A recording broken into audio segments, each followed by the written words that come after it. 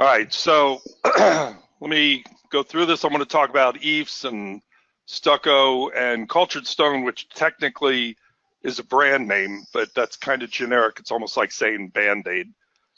But I'm going to talk a little bit about each one of them.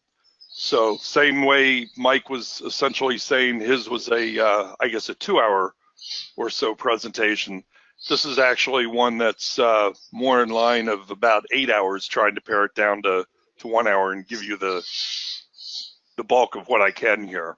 My background is up here for you. Hollis went through and kind of did that, so I'm not going to spend any time on that for you, other than to say, yeah, I've been doing this for a long time. If anybody does have any questions, you want to get in touch with me, my contact information is here. You're more than welcome to get in touch with me and be happy to answer whatever I can for you. All right, so let's go into this. One of the things when you look at the ASHI standards of practice, any of the state standards that are out there, if you're in a licensed state, one of the things that you really need to do first when you're talking about the exterior cladding, you got to identify what you have. So when we're talking about some of these, what do you have? Do you have EIFS? EIFS, by the way, if you're not familiar with it, is exterior insulation and finish system. We're going to talk about each one, as I said, independently, but EIFS, do you have hard coat or traditional stucco? Do you have cultured stone? What do you have? And you are supposed to identify what you have, even with regard to the standards of practice. And it's possible that you could have a combination of some of these. So you really need to make sure that you know what you're looking at. One of the things that I see quite often, I specialize in doing these kinds of inspections, and very frequently, home inspector goes out, does his thing, and misidentifies what's there.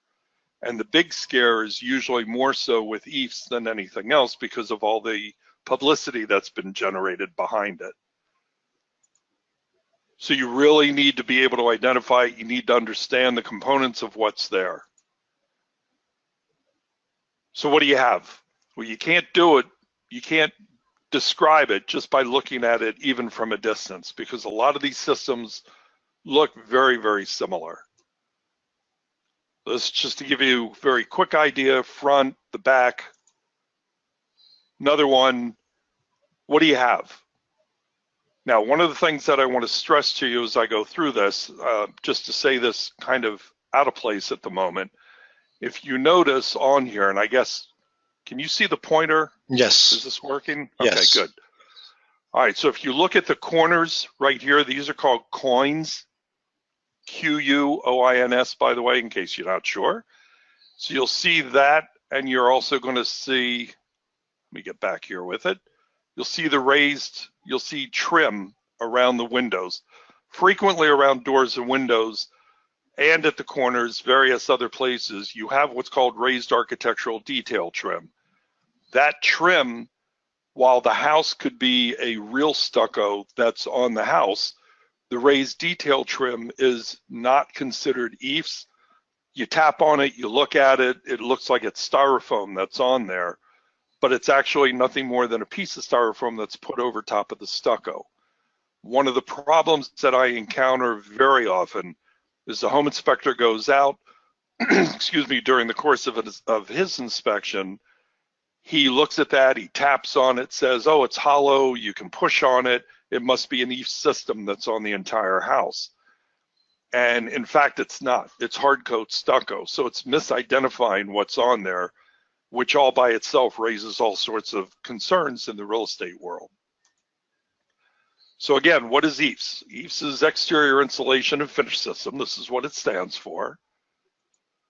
Give you a very quick history behind it. It's a synthetic type of system. It was developed shortly after World War II in Europe. And the whole premise behind this was to increase the energy efficiency inside the house. And if you stop and think about it, traditionally, the only way that you're going to be able to insulate, or most people, when they insulate a house, they put something on the interior. Problem when you do that is then you cut back on the interior square footage. thinking outside the box a little bit, they said, well, why don't we put something on the outside of the house? Don't lose any interior square footage. And that's kind of what it came down to. So they put the system on the outside of the house. It was the most efficient way of doing this. The problem is, anybody who's ever been to Europe, the majority of European structures are masonry structures to begin with. You don't have the hollow wall cavities, you don't have wood frame construction such as what we have here. So the system worked just fine and gave that nice pleasing appearance for everything.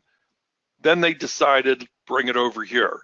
And the whole thing behind this is you've got an exterior polystyrene foam board, kind of like styrofoam.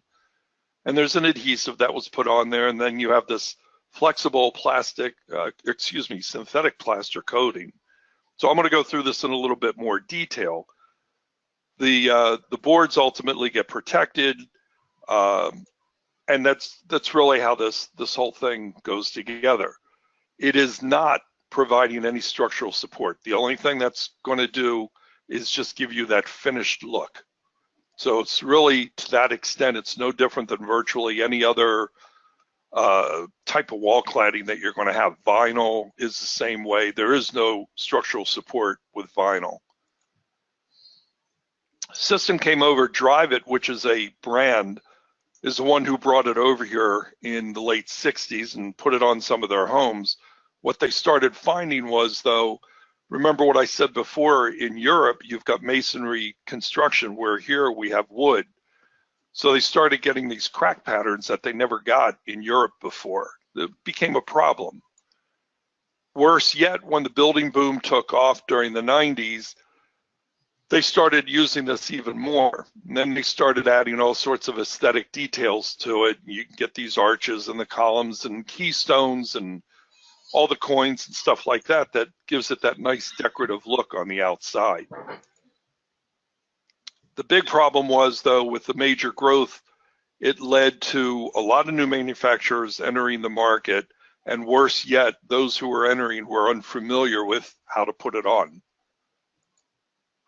So you had a shortage of people being able to put it on, and you had people who were nothing more than either drywall plasterers, you had painters, and all of a sudden, here I am, I'm an EIFS installer, and they didn't know how to put it on. Totally unfamiliar with it. They're putting the whole product on in the exact same way that you would do drywall. Well, it's not the same thing.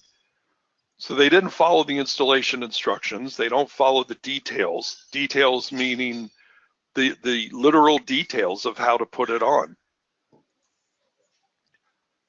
So when it comes right down to it, with all the problems that you hear about it, with all the lawsuits that you hear about it, with all the litigation, with all the different everything about it, just how bad it is, on and on and on, I got to tell you, it's not the product. It's always the installation. Now, I've been doing these kinds of inspections for, I don't know, 10, 15 years, I guess, and there's only a handful of us. I'm in New Jersey. There's a handful of us who do these inspections in the state, and we all know each other, of course, and we talk, and there's not one of us who has ever seen a product failure problem. Yet, time and time and time again, it's the installation. So it does very much come down to the details, the failures at rakes, at the chimneys, floor lines, and so on. So I'm going to go through that kind of stuff with you in a lot more detail. So again, predominant failures with the installation. And the original systems that were used in here, this is the other thing. You have the original systems were referred to as a barrier system.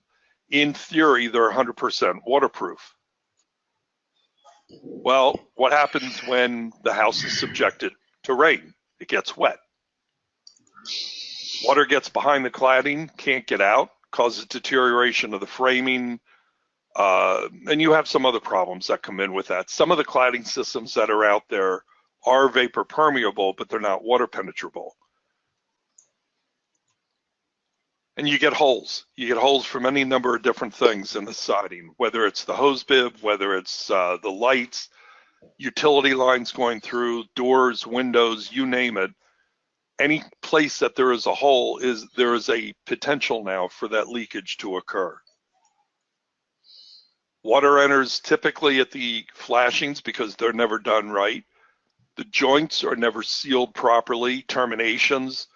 When I talk about terminations, and you got to start learning some of the language, but when you talk about terminations, even at dissimilar materials, so in other words, as an example where the stucco or the EIFS, they're all installed essentially the same in terms of some of the details, but generally speaking, when you have these butting up against a dissimilar material, the terminations are very, very critical. The water gets inside here, gets trapped in the wall cavity, and you get that moisture able to be absorbed. And then eventually you have all the materials that are in there, they start to decay, they start to rot. And of course, if you get enough rot occurring, you're going to have structural damage or failure. It is possible when it's really bad enough, and I've had this happen, that you can pull some of the rotted wall right off the house.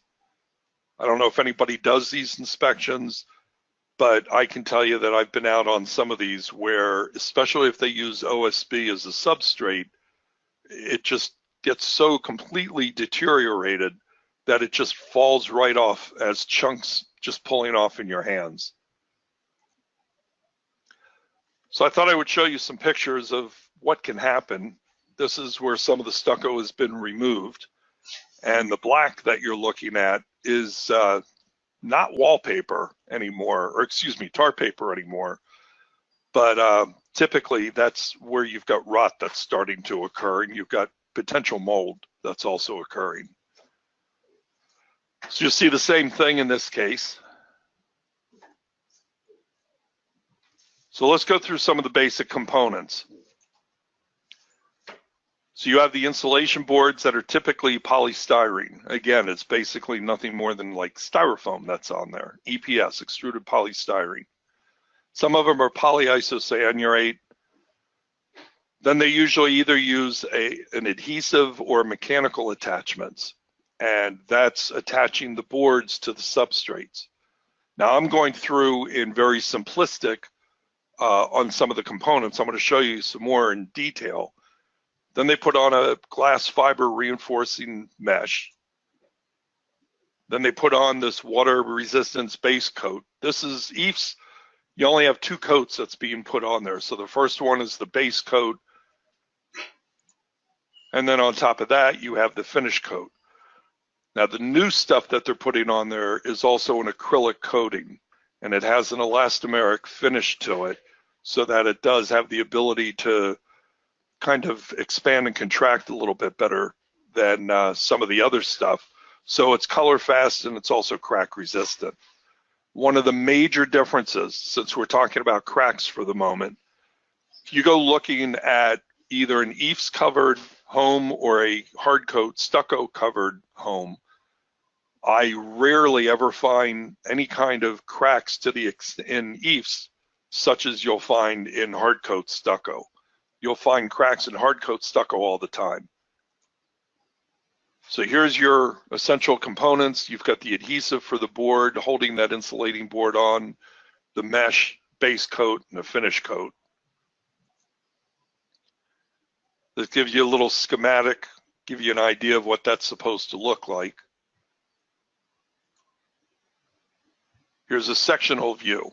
You have to have an idea of how this stuff is put on.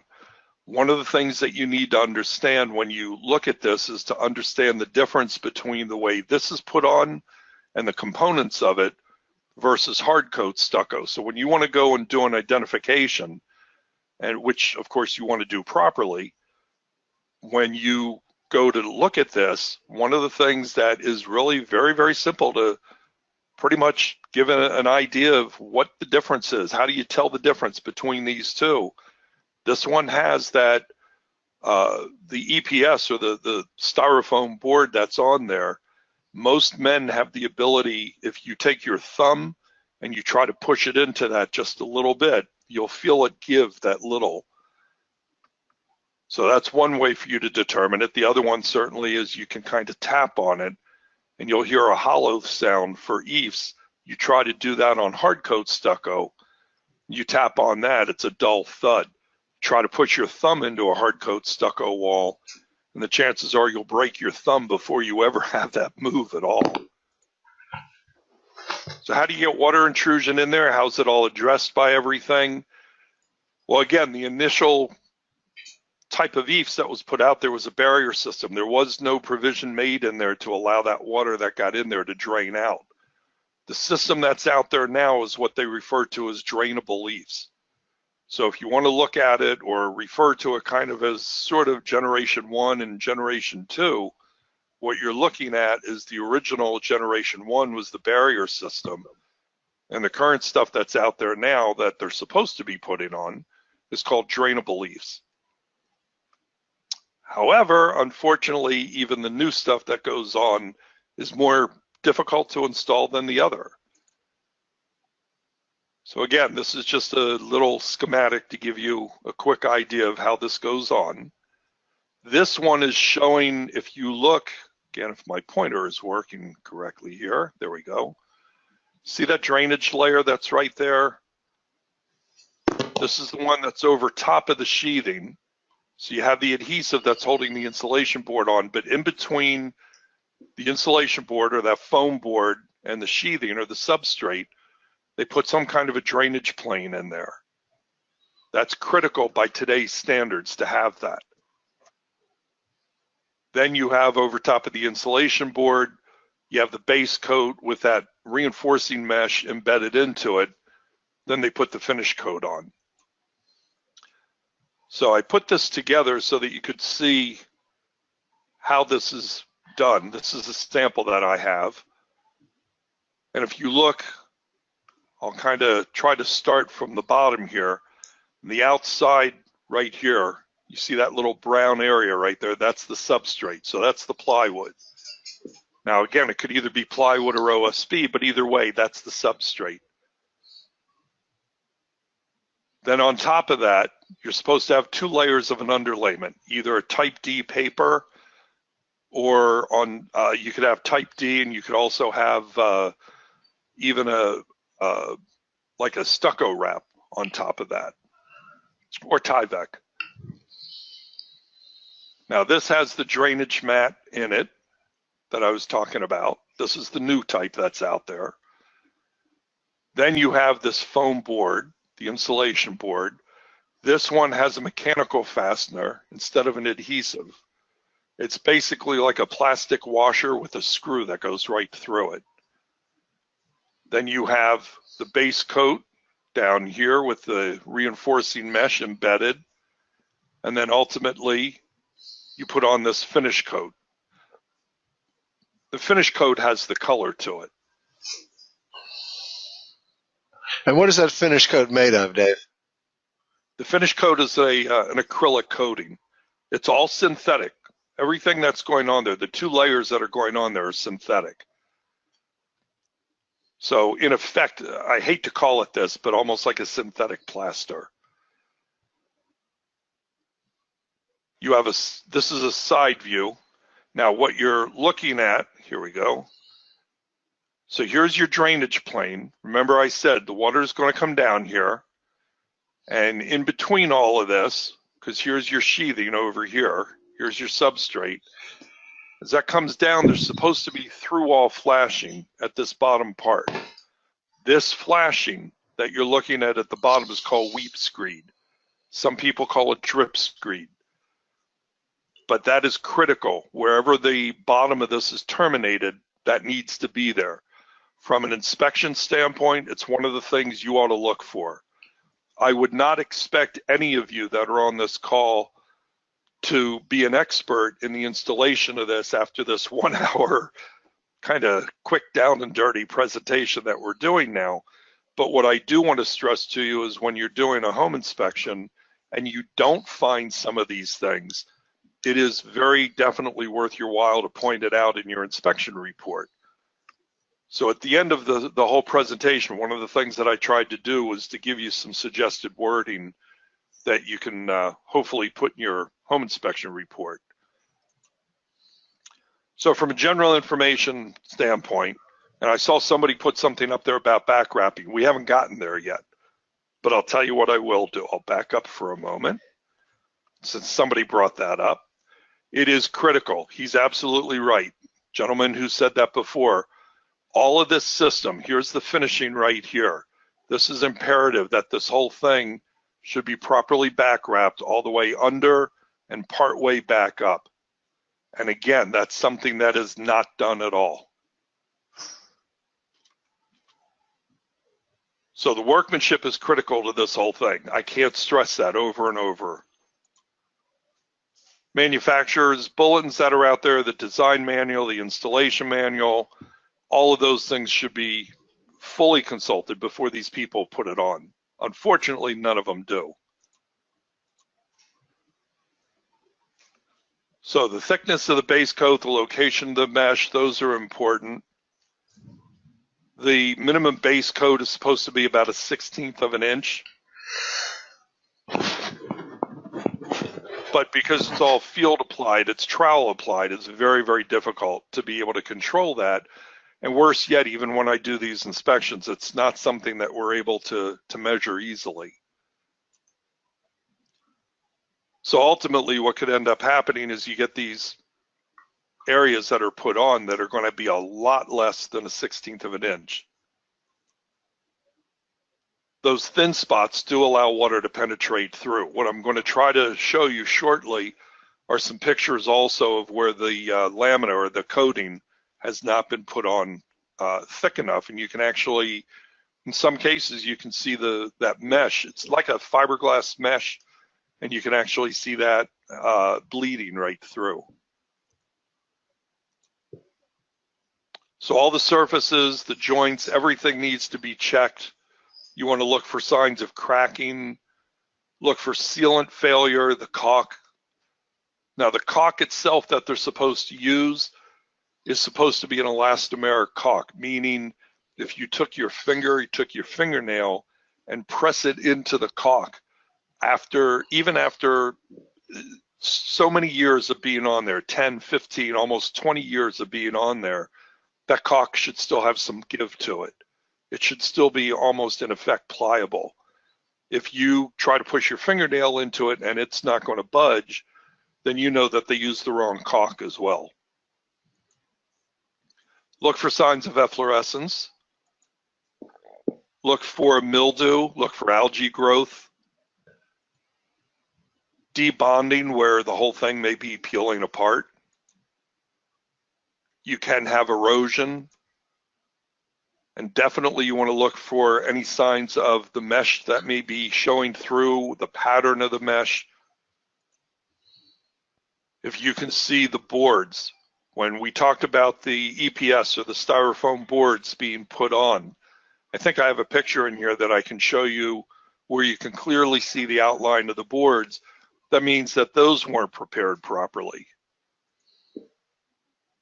So some of the other things, the conditions at the water penetrations, everything there should be inspected. Some of the sources of water entry that I talked about before, sealant failures, flashing deficiencies are typically one of the predominant problems. Unsealed penetrations, any kind of a penetration that you have should be properly sealed. Look at the doors and the windows and the intersecting points and balconies. It's pretty much any kind of a penetration that you have anywhere coming through this, any kind of juncture, any kind of intersecting point. All of those need to be looked at very, very carefully because there's a good opportunity for water to get in there. One of the other extremely common problems is both EIFS and stucco. They terminate it below grade and they terminate it either below or in direct contact with a paved surface, like the front porch as an example, or the driveway, the asphalt driveway or concrete driveway. All of those areas are supposed to be terminated a minimum of about 1 to 2 inches above those paved surfaces, so that ideally what you ought to be looking at is that weep screed at the bottom of the system, and then you've got that gap of a 1 or 2 inch gap there. Around doors, windows, they forget either there's no casing beads, which is a trim piece. They may not have any gaps in there. There's supposed to be a minimum of a 3/8 inch gap between where the system stops and any dissimilar material. They fill the gap with what's called a backer rod, which is like a foam rod. Easiest way I can describe that rod to you, for anybody, Hollis, this would apply to you and Mike and some of the other guys who are old enough to know this. But, you know, if you remember even your mother when she would curl her hair in the old days and she would put the foam rods in her hair. Well, that's what these are. They're backer rods. They're closed cell foam rods. And they get pushed in there to take up the gap, and then you put caulk around there. And as I said, the caulk that goes in there is supposed to be an elastomeric material. Kick-out flashing is critical to have in there, and that's one of the most commonly left out details. Any place where the roof and the wall intersect, so if you imagine, and again, I'll show you a picture of it, but where the roof and the side wall of the house meet, there needs to be a piece of flashing put in there to divert the water so that as it rolls down the roof, the water is supposed to get diverted into the gutter instead of running down that side wall. If you have open cracks, I talked about termination at some of the joints, even the gutters, there's supposed to be a gap between the stucco and where the gutter ends. So here again, the EIFS is not supposed to be in direct contact with the roof. There's supposed to be a gap between them, about 1 to 2 inch gap. Otherwise, you get the tendency for water to wick up behind there, which obviously could create problems. The EIFS should not be terminating directly under the freeze board or even underneath the soffit. It should go back behind it. Between the first and second floors, if you have conventional framing, there's supposed to be an expansion joint put in there or a control joint put in there. Engineered lumber, however, it doesn't shrink in the same way that conventional does, so you really don't need to have that gap in there. So I talked before about no weep screed being used at the base of these systems. Even a lot of homes today, they're putting stucco on the majority of the house, and let's say just even with the front of the house, you'll have some kind of stucco, whether it's EIFS or hard coat, and then underneath that, several feet up from the ground up, you'll have cultured stone just for the change of look. Well, even that intersecting point between there should be flashing and a weep screed there also. All of the horizontal joints, all horizontal surfaces need to be properly sloped. There should be head flashing above the doors and windows. That's very commonly left out. So here, if I can get the pointer again, sorry about that. Here's your kick-out flashing. And then this joint where the roof and the wall intersect, there should ideally be about a 1 to 2 inch gap at that point. The gutter end, there should be a gap in between here as well. So here's the flashing. And again, as I said before, improper flashing or not having it in there, you can get all sorts of major damage. That's what a lot of this was.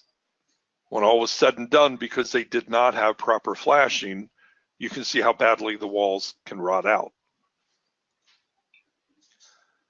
Now, when you get into doing these types of inspections, there's different meters that we have to use on this, and this is way, way above and beyond anything that a home inspector is going to do. But we have to have surface meters, we have to have meters that are capable of doing deep wall probing to check moisture content, and other devices. This is just one of them to check the substrate to make sure that it's still solid.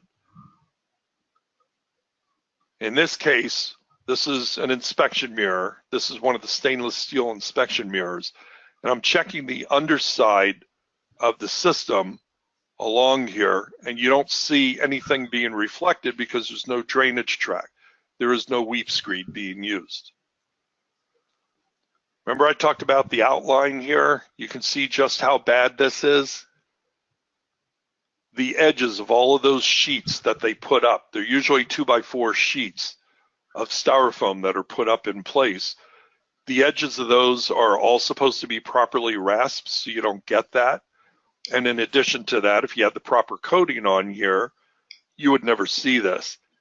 I can tell you this particular picture, I got lucky that I happened to be there when the sun was hitting it in just the exact proper angle. This was an entire townhouse development where every townhouse in the development, they were suing the installer. And I got called out to look at all of these, and you would have been amazed at just how poorly all of this was done. So any penetrations need to have like a spigot like this, or any utilities. The pipes that go through there, there should be a sleeve. There should be sealant around and inside the whole things, because these gaps that you have, that's a very, very likely source of water penetration. Now, what you're looking at on this, you do have the sill on here is sloped. And that's what you ought to find. What they don't have on here, however, what it does not look like that they have anywhere on here is sill flashing. But at least the sill is angled away from the window. This is believe it or not, this is a finished job. You'll see the efflorescence on here. The kind of blue or darker color that's here, that's the mesh that's bleeding through because they never coated this all the way. And when you look at it closely, you can see the outline of the mesh very, very clearly.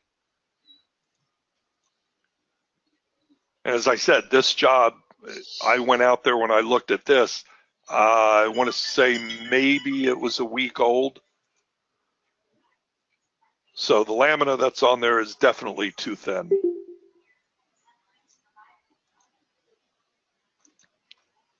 All the angles, any surfaces that you have on here should be properly sloped. They forgot to coat this. These are all things that as a home inspector, a lot of this stuff you can look at and point out in your report. Now this was, the good news is they used caulk. Is this the prettiest job and the right way to do it? No.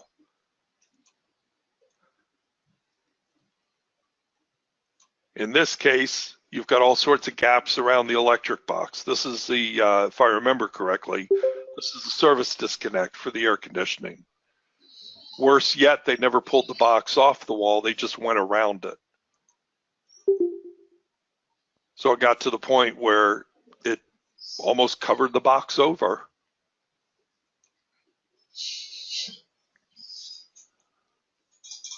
So the foam is too thick that's on there. So I'm going to try to jump over to traditional or hard coat stucco. The most common is a 3-coat system. Somebody's question was, and I apologize, I saw that very rapidly, the sealant goes between the system and whatever the finish is that's on there, or the dissimilar material that's on there. But the most common type of stucco that goes on, hard coat stucco, is typically a 3-coat system. You have what's called a scratch coat, you have a brown coat, then you have a finish coat. All of that's applied over a metal lath. And because it's a very hard material, you're going to get cracking. A house is never in a totally static position. It's always moving a little bit. We've got some extremely heavy winds right now. And the house, you can almost feel the house moving. On these systems, they're made out of, the hard coat stucco is predominantly Portland cement and sand and water and things like that. So the 3 coats, 3/8 inch scratch coat, another 3/8 inch brown coat, and a 1/8 inch top coat. So the whole thing is supposed to be no less than 7/8 of an inch. These are minimum thicknesses. Frequently, I do inspections where they have not put on anywhere near this amount. So the 3/8 inch scratch coat gets troweled into the metal lath. And by the way, the lath has to be put on properly too, but that's not something that you're going to see as a home inspector. Then they do a 3/8 inch brown coat that's tooled in there. then ultimately the 1/8 inch coat. So again, here's just a very quick look at this. I apologize for going through some of these so rapidly, but I know our time is kind of limited here. You're doing fine. This is another model that I have that I thought would show things a little bit better for you, give you a better idea of cutaway of how this whole thing is done. So you have your plywood substrate right here. Over top of that, you have to have a minimum of 2 layers of some kind of underlayment, usually either a type D paper like this, 2 layers of that, or you can have 1 layer of that. And then over top of that, essentially you can have Tyvek, but the type that you have on there is not supposed to be regular, that flat papered Tyvek. It's actually called stucco wrap. So you have house wrap, which is, and stucco wrap, which are actually brand names. But that stucco wrap is kind of corrugated so that it acts as a drainage plane, and the water that passes, or the moisture rather, that passes behind here has a method of draining out. Then you have the wire lath, and that's usually held on frequently by either staples or by nails. Then they do that initial 3/8 inch scratch coat. The second layer here is the brown coat. Then you have the finished 1/8 inch top coat right here. And if you look on the edge, you've got this sealant. That's what all of these details are, but you've got baccarat and you've got sealant in here at the dissimilar material. So when this stuff moves, when the house is going to flex and move a little bit, excuse me, without this in here, that's going to crack. Somewhere this is going to crack, and usually you'll see the cracks at the top. But then over the top of the doors or top of the windows, you've got to have head flashing also. So again, around these transition points, doors, windows, and so on, you have to either have casing bead or some kind of J bead on there. You still have to have the same weep screed at the bottom of all of this. Should be terminated at the base of this system, both on regular hard coat stucco and even EIFS, by about 6 to 8 inches above the finished grade level. Now, hard coat stucco is even more where you've got roughly 144 square feet. So figure like a 12 by 12 area on a frame building, which is what we pretty much look at 99% of the time.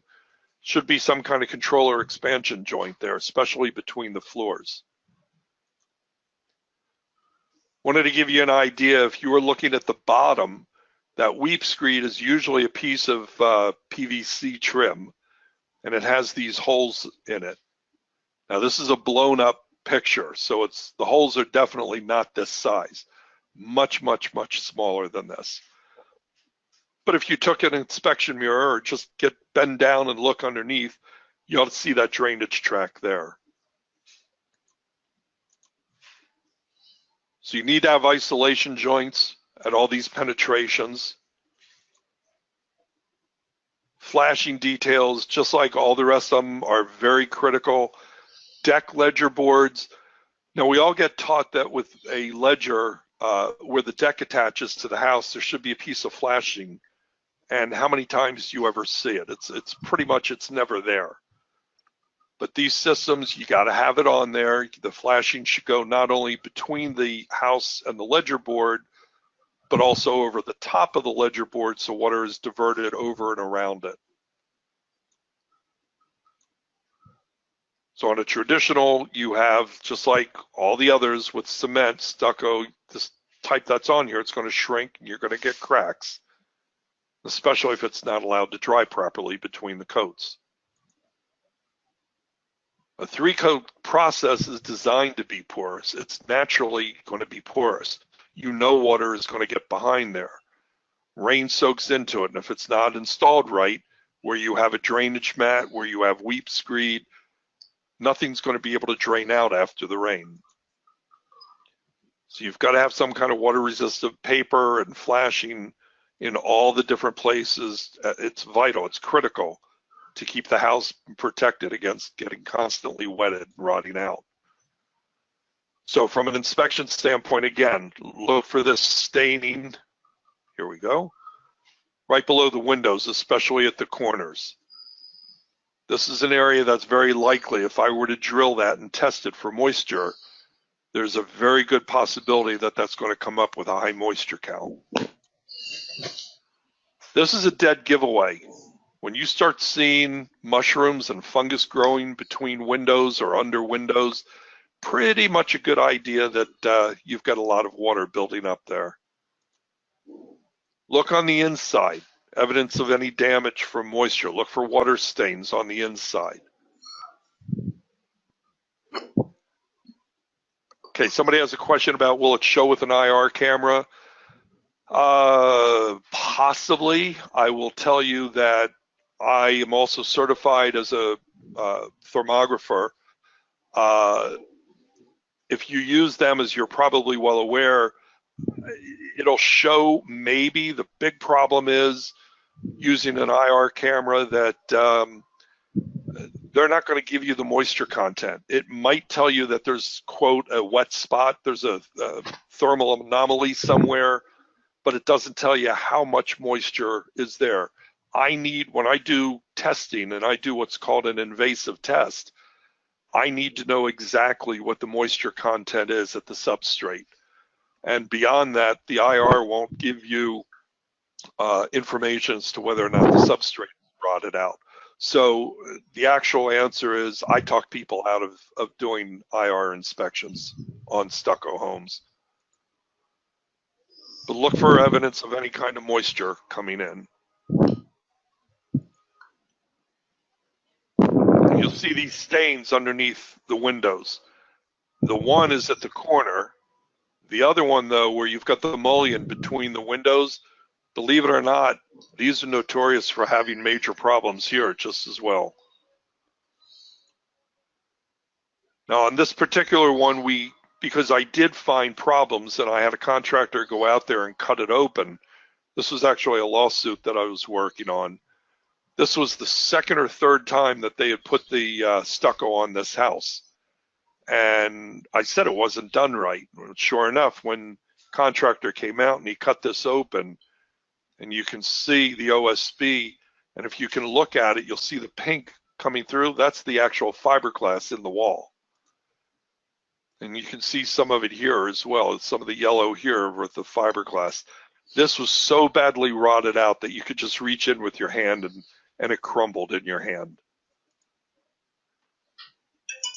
So this is an instance where you do have kick-out flashing. It's kind of rare, but at least they have it in here. I have no kick-out flashing here. I have severe stains coming down the wall here. The gutter is too close where it meets the wall. See the same thing over here. I had the same thing in this instance where there was no kick-out flashing. This is that lawsuit again. So I had the contractor cut this open because I suspected that there was a problem here. Lo and behold, when the contractor opened this up, you can't really see it easily on this picture, but this is wet. This is the tar paper or the type D paper on the back side of the stucco.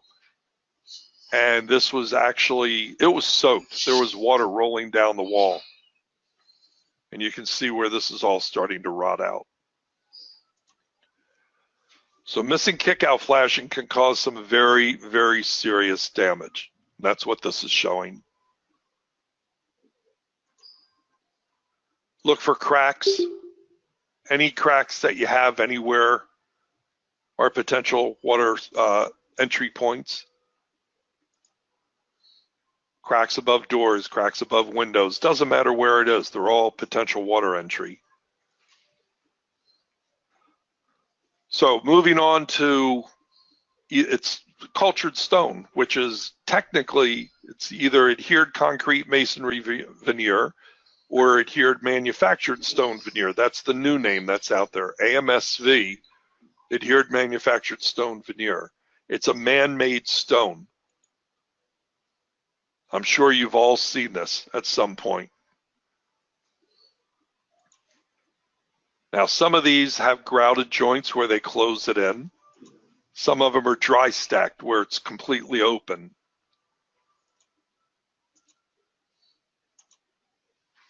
It's a cementitious manufactured stone veneer that goes on there. It's cast stone. A lot of people refer to it as cultured stone, which again is a brand name.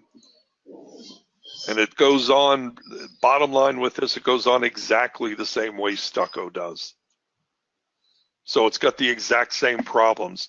You haven't seen the lawsuits occurring yet, but mark my words that they're coming with this. I don't think it's been out there long enough for the lawsuits to occur. And this is just as equally misunderstood on how to put it on. And I got to tell you, the building inspectors, the municipal code enforcement officials, they don't know how this stuff goes on either, unfortunately. So the good news is they don't know how to do their job, which means that we will always have our job security. Yay for us. There's always a positive, isn't there? Yes, sir. Details on this are often even greater. These flaws show up sooner. Does cause a lot of severe damage. You know, the age of a house, one of the things that I get asked all the time, well, the stucco has been on there for X number of years, and what's the likelihood of having a problem? And the answer is, I don't know until I do the test. I've done houses that are 20, 30 plus years old and no damage to speak of, even though there may be high moisture counts in some places, but at least the substrate has not been damaged. And then I've been out at houses that are less than a year old where the substrate's already rotted through. So there is no rhyme or reason as far as the age. But it's a masonry material. But unlike brick, this has no airspace in it. So as a veneer, you know how they're supposed to, with a brick veneer, you have that 1-inch airspace. You don't have that with this. So this material is applied with a cement to a layer of paper. And that paper and the flashing are supposed to fend off the water that's coming through there. But there's got to be a drainage plane. There has to be one. This is a lot thicker than stucco, can hold a lot more water. The shapes of these are different styles. You've got some that are the real long horizontal, kind of like a ledge called a ledge stone or a ledger stone. And water puddles on there. It goes up against the wall. And these flashings are more difficult to fabricate because of the thicknesses. But these, again, it's very critical for all this to be done properly. And the big problem is that just like with stucco, the flashings and all the details that go on these often just are not installed. They're non-existent. So problems arise with this. Really, I would tell you that there's no difference. But I mentioned before that a lot of time this is used along with either hard coat or EIFS. And if you don't get those details right where those joints go together, you're still going to get water going in there. And you can get, as I said, significant water damage easily can occur in a house that's less than a couple of years old. So even though the code provisions are a little bit confusing, it shouldn't be. That's the big problem. And the product is only now mentioned, I believe, in the body of the building code. I want to say, if I remember correctly, the 2015 IRC and IBC finally have something in there for it. It's not been in there before that.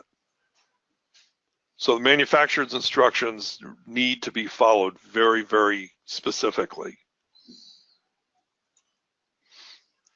And those instructions can vary depending on the manufacturer, but there is a organization out there, just like there is for home inspectors where we have ASHI, but there's an organization out there even for a lot of the manufacturers that a lot of them follow the same rules. The mortar, there's different types, But on the details with this, it gets treated just like stucco does. No different whatsoever. So I'm sure most of you have seen houses that have this stuff on there all the time. This is the open or the dry stack look. Kind of easy to tell on some of these where you can find an edge piece, and you'll see right along here where it's kind of nice and smooth like that. That's because these are manufactured. Now, if they do it the right way, it's going to look more like this, and you can't really see it.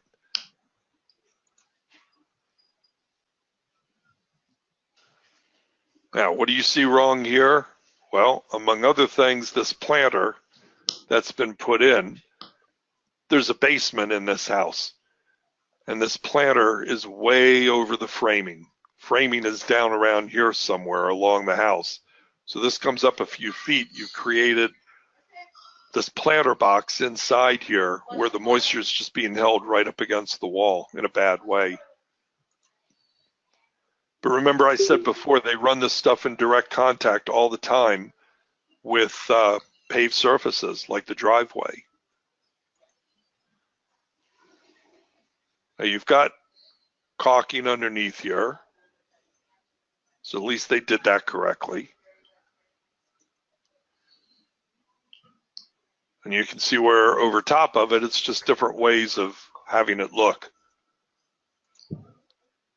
This is all open. This is another penetration place around here. This, the junction box, and all of this should all be properly sealed. And frequently it's not. So I kind of figured, let me finish off real quick with giving you an idea. There's two types of inspections that are typically done. One of them is referred to as non-invasive. The other one is invasive. The non-invasive one is really not much of anything more than a visual evaluation, looking at the way it's put on and looking for potential problematic areas. As far as using any kind of a moisture meter, the only kind that can be used, there's a, if you're familiar with the Tramex wet roof wall scanner, that's the one that you can use, but it can only be used on EIFS. You can't use it on hard coat stucco because the wire lath that's in hard coat stucco throws off the electromagnetic frequency between there, and you'll watch the meter just bounce directly to 100%. Then on an invasive inspection, beyond looking at the non-invasive parts, then you have to drill a small pair of holes in there. There's a special probe that gets put in that's connected to another moisture meter. And the idea with that is to check the moisture content at the substrate or at the plywood. And I have to I've got to be able to look at exactly what the moisture content is.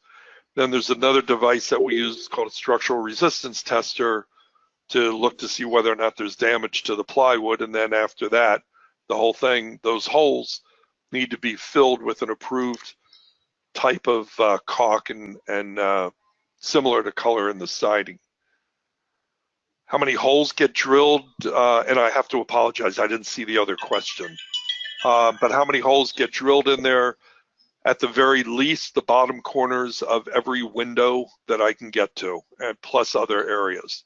So on a four-sided home that's, what do you want to say, 2,500 even square foot house, which is fairly average depending on where you live, you could end up easily having several dozen pairs of holes. I've done homes where there've been almost a dozen, or excuse me, about a pushing 100. Average cost to do one of these, they're not cheap. Depends on the part of the country that you're in. Now, I'm in an area of the country where the housing prices are high to begin with.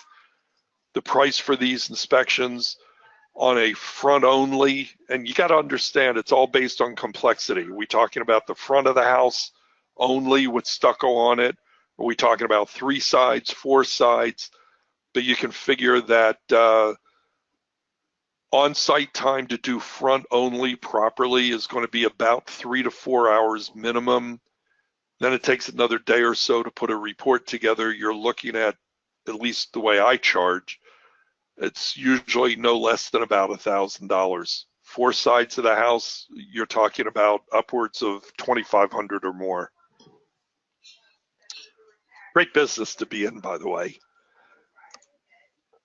So the invasive testing, meter goes in, there's a probe, you'll see the size of the holes right here. They're only about 7/32 of an inch in diameter. In this particular case, a lot of us use the protometer, the Survey Master. Doesn't go any more than 99.9%. That's telling you you got a problem. So what do you think? Batman saves the day, right? Couldn't pass this one up when I saw Batman in there. I wasn't sure if he was supposed to be protecting this house. There's no kick out flashing. So somebody asked about how many holes and where they go and things like that. And the gutter's not held back far enough. That's correct. So I tested directly underneath the gutter in this case. And I start, when I probe it, I use an awl, and it just went straight in. There is absolutely no resistance, which tells me that the substrate is completely rotted through. So I figured, let me kind of throw this up here for you for anybody who wants it. I do personally, I do quite a bit of work as an expert in court regarding typically defending home inspectors. So I wanted to put this out there from a home inspection standpoint. My suggestion is you've got to identify the type of material that's on there.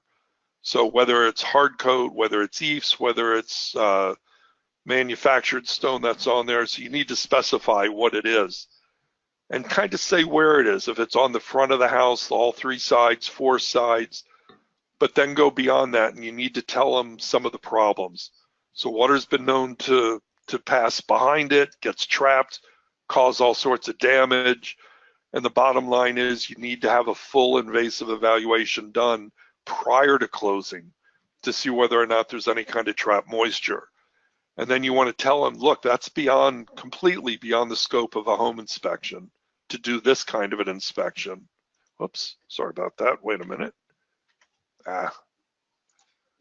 See if I can get back here. There we go. And last thing that I would pretty much tell you, point out all these different things that you found while you were out there. So yeah, here's what I saw when I was there. You've got some kind of whatever stucco that's on the house. And here are the problems that we know that could happen as a result of that being on here. You need to have the inspection done. And here's why you need to have the inspection done. Here's some of the problems that we found when we were out there. The kick-out flashing. It's installed below grade or below paved surfaces. There's cracks. There's damage at different places. Whatever it might be that you find when you're out there. So that was a very, very abridged. I wanted to leave a few minutes. I think, Sean, I don't know if Hollis is still on as well. I don't think he is. I'm here. Oh, okay. But I wanted to leave a few minutes for anybody who had any questions. So I got one. Andy Griffin from Pennsylvania wanted to know, are the MVMA installation guidelines the best installation guide for adhered stone here outside of the manufacturer's instructions? Yes. Go online. You can find that. I'm trying to remember the website. I apologize. MVMA.org, I believe. But you can find that on there, even if you just do a Google search for it. They have different editions to it. But yes, I would use that as a good background to get you started. Anybody have any other questions?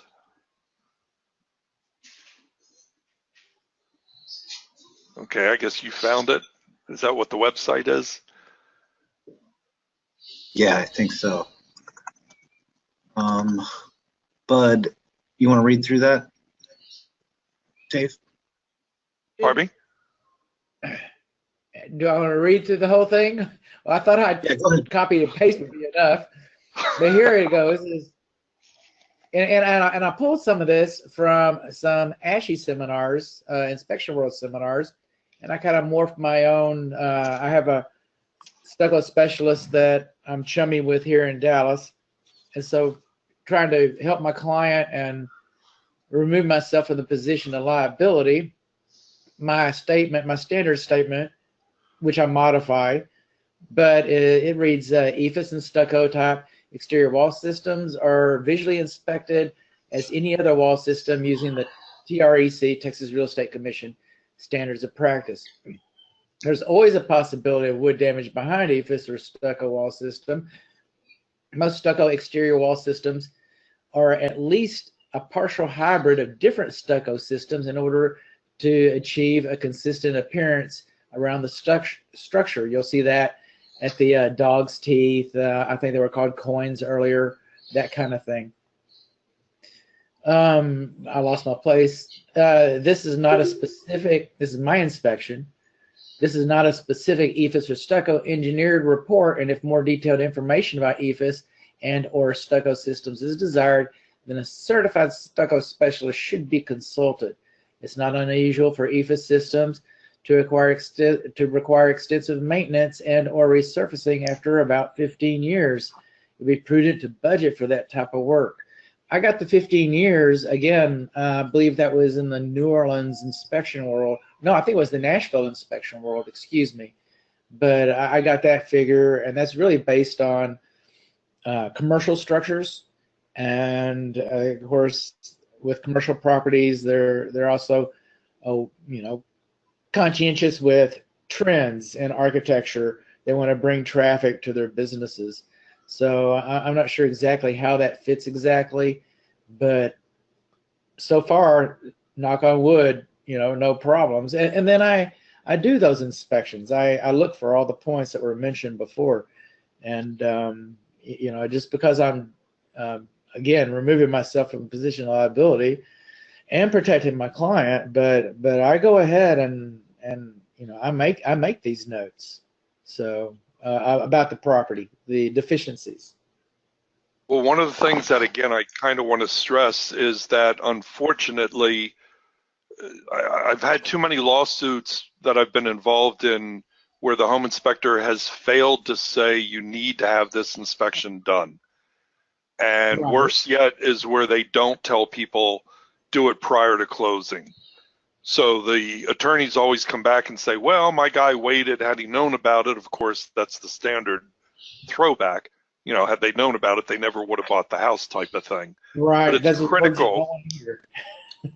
And the other part of this that I want to make everybody certainly understand, I find problems in the vast majority of every home that I test. And I've never done one that's been put on correctly. And probably 99% of the problems that I find, even where there's rot and things like that, there is absolutely positively nothing that's visual to the inspector. There is no evidence that the home inspector would be able to tell of the extent of the damage that's there. Somebody's question about how many of the inspectors are found guilty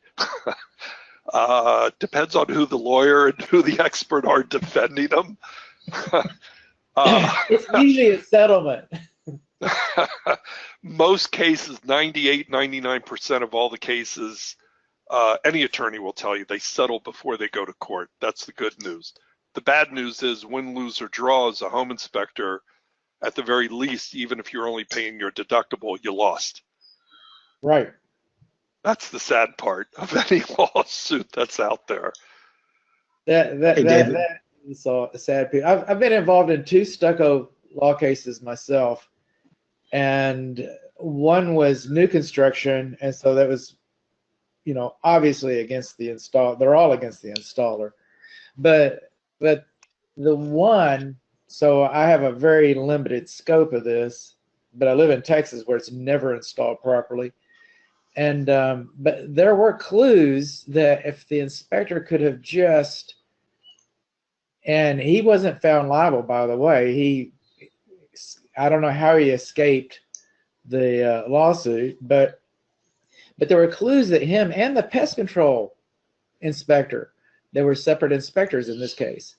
And there were clues that they really should have helped their client, understand that there's potential problems. And again, both of them. When I talked about, when I talked about no clues being visible to the inspector, I want to make you understand that those are the interior wall problems. High moisture or excessive moisture, rotted substrate. Those are the things that I'm talking about that are pretty severe, because, when you get to the point where you're talking about rotted substrate, the only way you're going to fix it is to open the wall up and completely rebuild the whole thing.